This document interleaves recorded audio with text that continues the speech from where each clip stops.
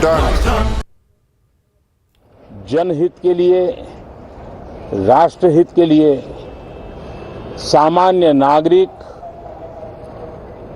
अनेक कार्यक्रम कर रहे हैं, कदम उठा रहे हैं और आजादी के दीवानों ने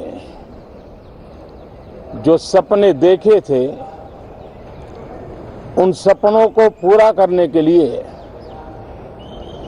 सामान्य नागरिक भी इस देश का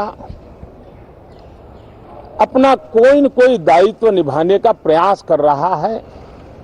ये खबरें ये अपने आप में भारत के उज्जवल भविष्य के लिए शुभ संकेत है। कल हमने देखा है, पिछले दिनों संविधान दिवस भी नए संकल्प के साथ संविधान के स्पिरिट को चरितार्थ करने के लिए हर किसी के दायित्व के संबंध में पूरे देश ने एक संकल्प किया है। इन सब के परिप्रेक्ष्य में हम चाहेंगे, देश भी चाहेगा, देश का हर सामान्य नागरिक चाहेगा कि भारत का संसद का ये सत्र और आगे आने वाले भी सत्र आजादी के दीवानों की जो भावनाएं थी, जो स्पिरिट था, आजादी के अमृत महोत्सव का जो स्पिरिट है, उस स्पिरिट के अनुकूल संसद भी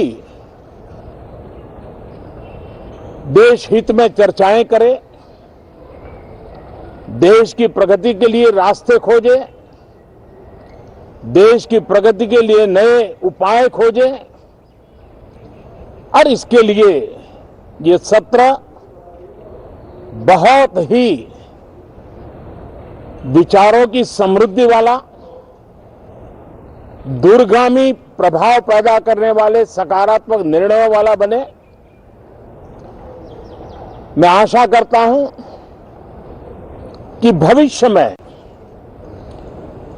संसद को कैसा चलाया,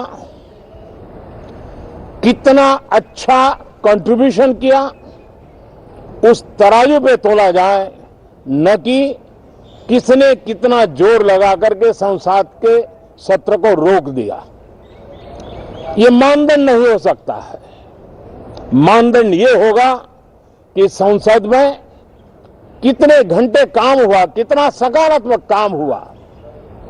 हम चाहते हैं सरकार हर विषय पर चर्चा करने के लिए तैयार है, खुली चर्चा करने के लिए तैयार है। सरकार हर सवाल का जवाब देने के लिए तैयार है और आजादी के अमृत महोत्सव में हम ये भी चाहेंगे कि संसद में सवाल भी हो, संसद में शांति भी हो। हम चाहते हैं संसद में सरकार के खिलाफ,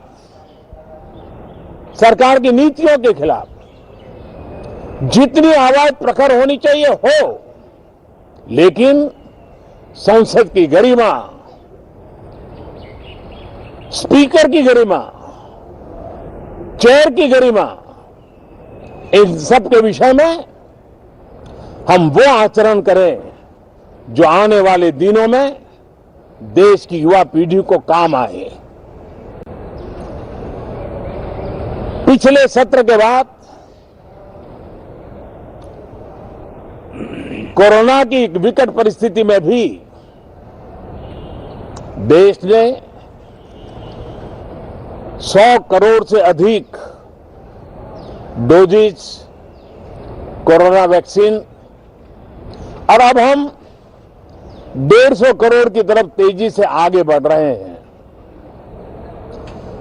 नए वेरिएंट की खबरें भी हमें और सतर्क करती हैं और सजग करती हैं। मैं संसद के सभी साथियों को भी सतर्क रहने के लिए प्रार्थना करता हूं। आप सभी साथियों को भी सतर्क रहने के लिए प्रार्थना करता हूं, क्योंकि आप सबका उत्तम स्वास्थ्य, देशवासियों का उत्तम स्वास्थ्य ऐसी संकट की घड़ी में हमारी प्राथमिकता है। देश के 80 करोड़ से अधिक नागरिकों को इस कोरोना काल के संकट के में और अधिक तकलीफ न हो, इसलिए प्रधानमंत्री गरीब कल्याण योजना से अनाज मुफ्त में देने की योजना चल रही है। अब इसे मार्च 2022 तक समय आगे कर दिया गया है।